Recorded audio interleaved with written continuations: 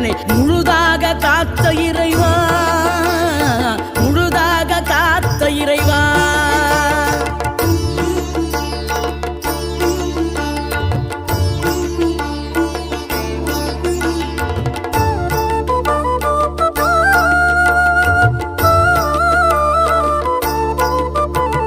விழுந்தவர்கள் எழுவதுவும் எழுந்தவர்கள் விழுவதுவும் முருகாவும் செயலாலன்றோ.